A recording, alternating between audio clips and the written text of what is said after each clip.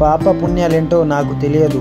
నేను నమ్మింది ఒకటే, మన వల్ల ఒకరు బాధపడితే అది పాపం, ఒకరి సంతోషానికి మనం కారణమైతే అదే పుణ్యం.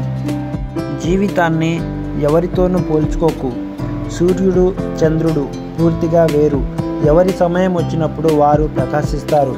ఎవరి విలువ వారిదే. ప్రతిసారి బాధపడుతూనే ఉన్నాను, అయినా భరించేస్తున్నావు. నువ్వు ఆశించేది ఏది నా దగ్గర లేదు, అయినా దూరం కాకుండా ఉన్నావు.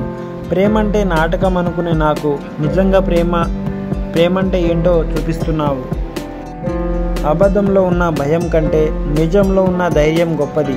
తప్పుడు మార్గంలో ఉండే ఆనందం కన్నా నిజాయితీలో ఉండే గర్వం గొప్పది. అన్నీ ఉన్నప్పుడే ఆనందంగా ఉంటాం అనుకుంటాం, కానీ ఏమీ లేనప్పుడే ఆనందంగా ఉంటామని ఇప్పుడే అర్థమైంది. నిన్ను తక్కువగా చూసేవారిని, నిన్ను చూసి ఎకిరింతగా నవ్వేవాళ్ళని, నువ్వు దేనికి పనికిరావు అని నిందలు వేసేవారిని, నువ్వు కొట్టనవసరం లేదు, తిట్టనవసరం లేదు, వాళ్ళ మీద అరవనవసరం లేదు, కానీ వాళ్ళు ఎక్కి ఎక్కి ఏడ్చేలా చేయాలి. అందరూ అనుకుంటారు ఒంటరిగా బ్రతకాలి అంటే చాలా ధైర్యం కావాలి అని, కానీ నాకు తెలిసిన విషయం ఏమిటంటే గుండెల నిండా బాధ ఉన్నప్పుడు మాత్రమే ఆ ధైర్యం తెగింపు వస్తుంది. నీవు అడిగినా అడగకపోయినా తనకు తోచిన సలహా చెబుతుంది. నీవు కోరినా కోరకపోయినా తను ఇవ్వాలనుకున్నది నీకే ఇచ్చేస్తుంది. అదే కాలం. ప్రతిరోజు పలకరింపు లేకపోతే ఎంత గొప్ప బంధమైనా బలైన పడుతుంది. అందుకే ఎంత బిజీగా ఉన్నా మీకోసం ఎదురు చూసే వాళ్లకు కొంత సమయం ఇవ్వండి. పనికి మాలిన వాళ్ళ దగ్గర మన మంచితనం నిరూపించుకోవాల్సిన పని లేదు. మన అంతరాత్మకు సమాధానం చెప్పుకుంటే చాలు. చెవులతో మాత్రమే విని కళ్ళతో చూడని ఏ విషయాన్ని గుడ్డిగా నమ్మేయకండి. ఒకవేళ నమ్మినా ఆ విషయాన్ని ఎవరితోనూ పంచుకోకండి. ఎందుకంటే కొందరు దురుద్దేశంతో పుట్టించిన పుకార్లు బంధాలను దూరం చేస్తాయి. చాలా మంది పుణ్యాలేంటో నాకు తెలియదు. బాధతో కూడిన గతం ఒకటి ఉండొచ్చు. మన వల్ల గుర్తొచ్చిన బాధపడి కేవలం కన్నీళ్లు మాత్రమే వస్తాయి. ఒకరి సంతోషానికి మనం నిజం మాట్లాడే వాళ్ళను సమాజం ఇష్టపడదు. అబద్ధాలు చెప్పే నకిలీ వాళ్లకు మాత్రమే జనాలు తలుచుకుంటారు. సంబంధాలు ఎప్పుడు మామూలుగా ఉండవు. అవి ఒకరి నిర్లక్ష్యం, ప్రవర్తన, అహంకారపూరిత వైఖరి వలన మాత్రమే చంపబడతాయి. నీ కోసం ఎదురు చూసే మనిషిని ఒక గంట, ఒక పూట, ఒక రోజు నిర్లక్ష్యం చేయి, తప్పులేదు. ప్రతిరోజు అలాగే నిర్లక్ష్యం చేస్తే ఏదో ఒక రోజు నువ్వు కావాలని పిలిచిన పలకనంత దూరం వెళ్ళిపోతారు. ఒకరు మనల్ని వద్దు అనుకున్నప్పుడు మనం కూడా వాళ్ళని వద్దు అనుకోవాలి. లేకపోతే మనల్ని కాళ్ళ కింద చెప్పులా చూస్తారు. ఎక్కువగా ఎవరిని నమ్మకు, మోసపోతావు. ఎవరి కోసం ఆలోచించకు, వాళ్ళకే అలుసైపోతావు. ఎక్కువ విలువ ఇవ్వకు, గౌరవాన్ని కోల్పోతావు. ఎక్కువగా ఎవరిని ప్రశ్నించకు, శత్రువైపోతావు. ముందుగా నా వాళ్ళు అని ఆలోచించడం తగ్గించు. ఎవరి నుంచి ఏమీ ఆశించకు, జీవితం బాగుంటుంది. ఎవరినో ఎందుకు నమ్మడం? అన్నీ తెలిసిన మన వాళ్ళే మనల్ని మోసం చేస్తున్న ఈ రోజుల్లో.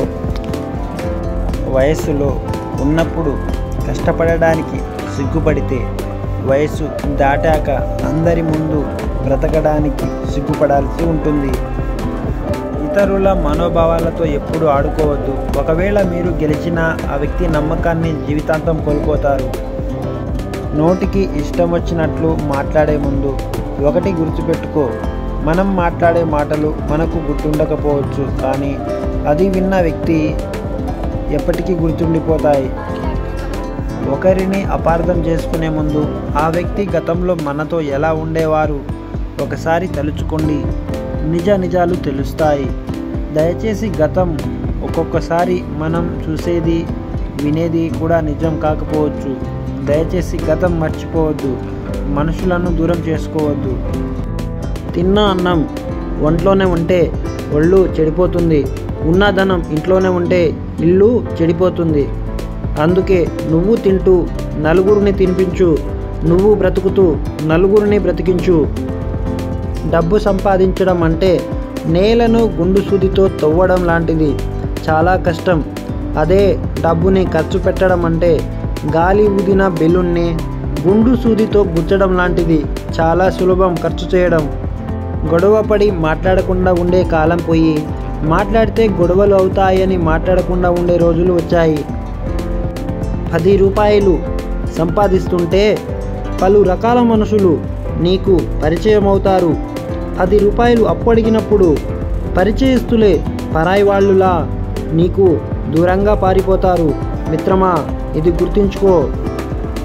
రాతలు బాగుంటే నీతులు ఎన్నైనా చెప్పవచ్చు.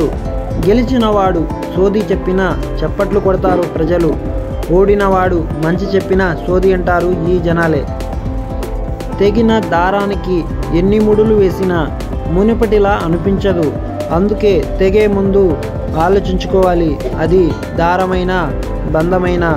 జాగ్రత్త సుమా, మాట్లాడే ముందు ఆలోచించుకోవాలి. ఎవరైతే ఎప్పుడూ మాట్లాడుతూ ఎక్కువగా నవ్వుతూ ఉంటారో వాళ్ళు వాళ్ళ మనసులో దానికంటే ఎక్కువగా ఏడుస్తూ ఉంటారు. మోసం చేశారని పగలు ప్రతీకారం అంటూ వెళ్ళకండి. మౌనంగా ఉండండి. కుళ్ళిన పళ్ళును చెట్టు మోయదు. వాటంతటా అవే రాలి పడిపోతాయి. ఆ పాపం మన చేతికి ఎందుకు? మనం జీవితంలో చేసే తప్పులన్నీ గమనించేది ఇద్దరు. ఒకరు పరమాత్మ, ఇంకొకరు అంతరాత్మ. మన పరిస్థితి బాగున్నంత వరకే, మన శరీరం సహకరించినంత వరకే మనకు విలువ. పరిస్థితి తారుమారైనప్పుడు శరీరం సహకరించిన నాడు ఎవరు పట్టించుకోరు. నేను దేవుడిని కోరుకునేది ఒకటే. నేనంటే నచ్చని వాళ్ళకి నన్ను భారం చేయకు. నాకు నచ్చిన వాళ్ళని నా నుండి దయచేసి దూరం చేయకు దేవుడా. ఎంత గొడవ పడినా మరుసటి రోజు ఏమీ జరగనట్లు నవ్వుతూ మాట్లాడే స్నేహం కానీ ప్రేమ కానీ దొరకడం మన అదృష్టం. ఎవరి గురించి ఎక్కువగా ఆలోచించకు. అది మనశ్శాంతిని దూరం చేస్తుంది.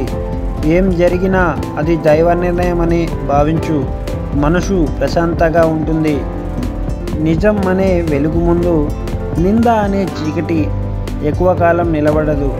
అందుకే ఎవరో ఏదో అన్నారని బాధపడకు. కాలమే వారికి తగిన రీతిలో బుద్ధి చెబుతుంది. కొందరికి మనం చెప్పే సమాధానం కన్నా కాలం చెప్పే సమాధానం కరెక్ట్గా ఉంటుంది. ఒకరు నీకు చెడు చేసినంత మాత్రాన నువ్వు వారికి చెడు చేయాల్సిన అవసరం లేదు. కొలనులో నీటి ప్రశాంతతను రాయి తాత్కాలికంగా మాత్రమే చెడగొట్టవచ్చు. కాసేపు తర్వాత నీరు నిర్మలంగా ఉంటుంది, కానీ రాయి మాత్రం ఎప్పటికీ నీటి అడుగునే ఉండిపోతుంది. చెడు చేసిన వాళ్ళు దానికి తగ్గ శిక్షను తప్పకుండా ఒకరు మిమ్మల్ని శిక్షించారని, బాధ పెట్టారని, కన్నీళ్లు తెప్పించారని వాళ్ళని ఎలా బాధ పెట్టాలి, వాళ్ళని ఎలా శిక్షించాలి, వాళ్ళపై పగ ఎలా తీర్చుకోవాలి అని ఆలోచించకుండా మీ పని మీరు చేసుకుంటూ పొండి. కాలం అనేది ఒకటి ఉంది, ఖచ్చితంగా మిమ్మల్ని బాధ పెట్టిన వాళ్ళని బాధ పెట్టడానికి. జీవితంలో ఎవరి మీద ఎక్కువ నమ్మకం పెట్టుకోవద్దు.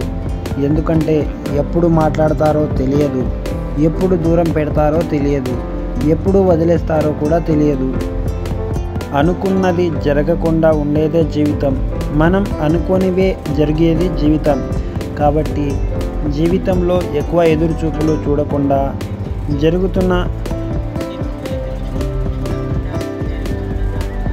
జరుగుతున్న దాన్ని అర్థం చేసుకుని బ్రతకడమే జీవితానికి అందం. ప్రాణం పోయినా మీకు విలువ ఇవ్వని వాళ్ళ కోసం మీ కన్నీళ్లను వృధాగా రానివ్వకండి.